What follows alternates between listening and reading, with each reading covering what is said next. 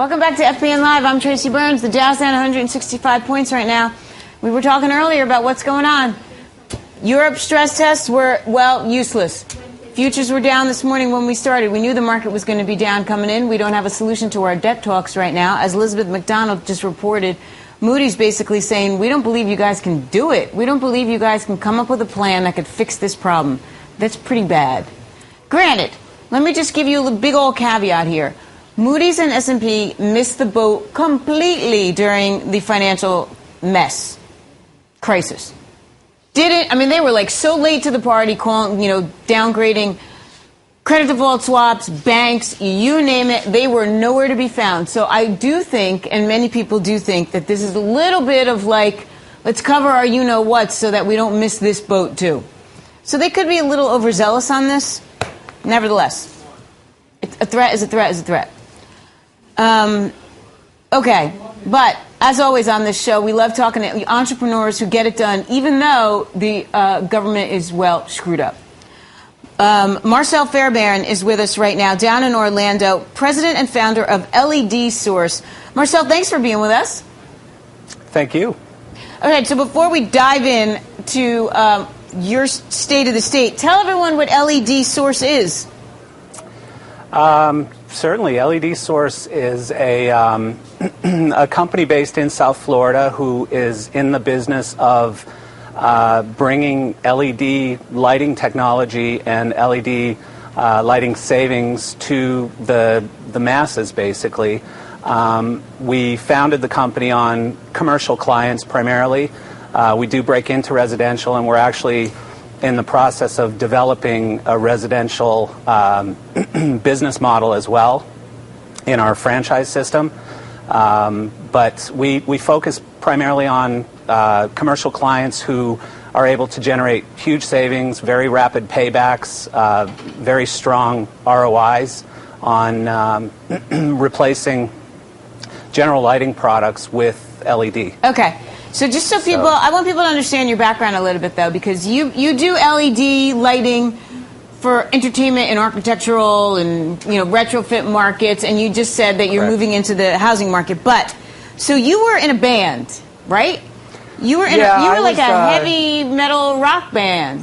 I was, and remarkable because my hair doesn't show it anymore, or my weight. I was probably 75 pounds thinner and had a little longer hair, but this all started for me as a musician, and while I was a musician, I very much became attached to the creative side of performing, to especially lighting, and then found a way to make a career in lighting, in entertainment lighting, being concert, theater, television, and from there we basically liaisoned into the LED business in 2002, which was very early on in LED lighting.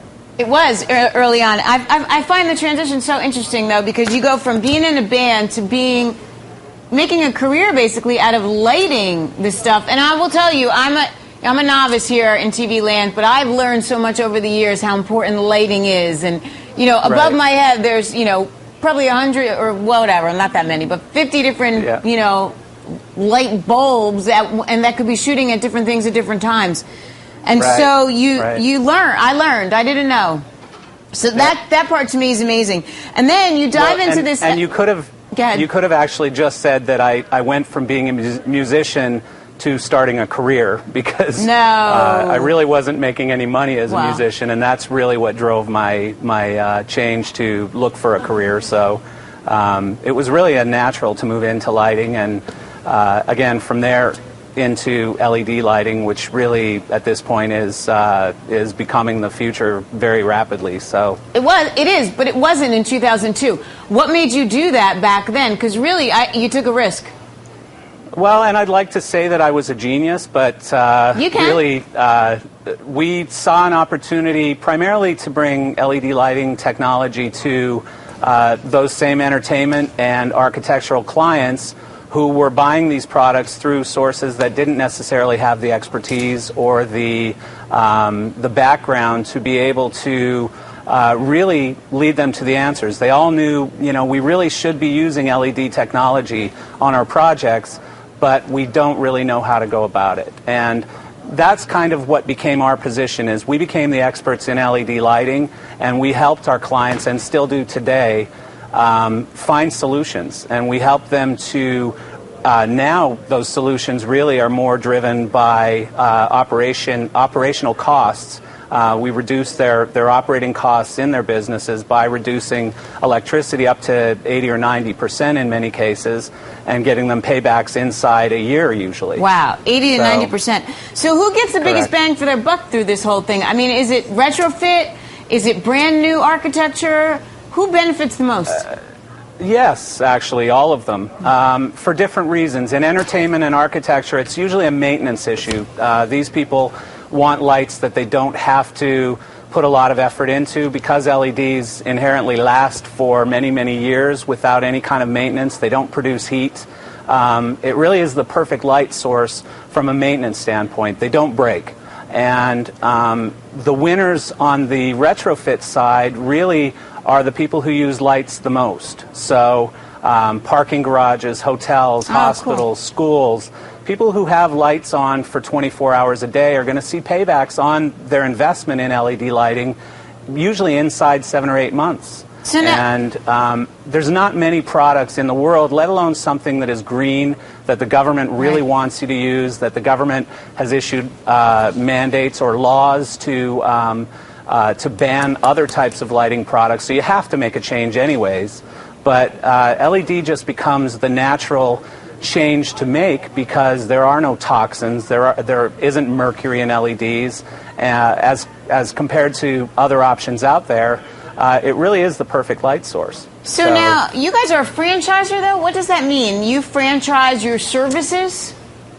Well, no, we franchise our entire business model, really, and it's specifically the retrofit side of our business model, because a few years ago, I decided that we really needed to have locations in every city of North America. And we needed to do this because this is a product, this is a technology where you really have to bring the technology to the people. You can't just sit back and wait for the phones to ring and wait for people to make a conscious decision to improve the planet. We don't really sell this as a green product, as much as it is a green product, and it does save energy to the tune of 85–90% in most cases. We sell it as a cost savings product or a maintenance savings product. So to bring in franchisees who have existing business networks. For example, last week we trained our new Iowa franchise. These people are commercial builders. They are facility managers, and they understand the problem. They've lived the problem. So they know how to take this product out to people.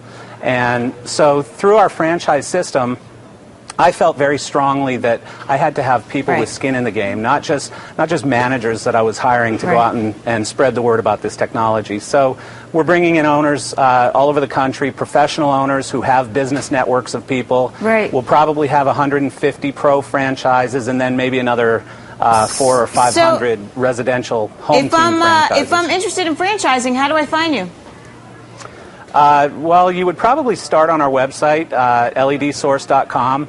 And there's all sorts of franchise information available on our website in addition to a application, and that would be the beginning process. That's very cool. And you are Canadian. Are you still? I don't think you ever really get rid of it. Yeah, I know. I think you're born a Canadian, you're always a Canadian, and but you're in Orlando. So yes, I am still. I didn't know there were Canadians in Orlando. Yeah, I think actually the police officer who just wrote me a ticket on the way to the studio here is a Canadian. So much for maybe it was comedian. There you go. Maybe he was a comedian. Maybe that. Marcel, thank you for being with us. Thank you, Tracy. President and founder of LED Source, sir. And if you are interested in franchising, check out the website. It's good stuff. All right, we're going to take a break. When we get back, we're going back down to D.C. Rich Edson is here, is going to be with us, give us the update on the debt talks. We're going to go out to London. Ashley Webster's covering the News Corp story, of course, the phone hacking and all the latest. And we got to talk about the cost of aging parents, because, man, it is costly. And a lot of people, a lot of kids, actually, are footing the bill. The Dow's down 148 points. We'll be right back.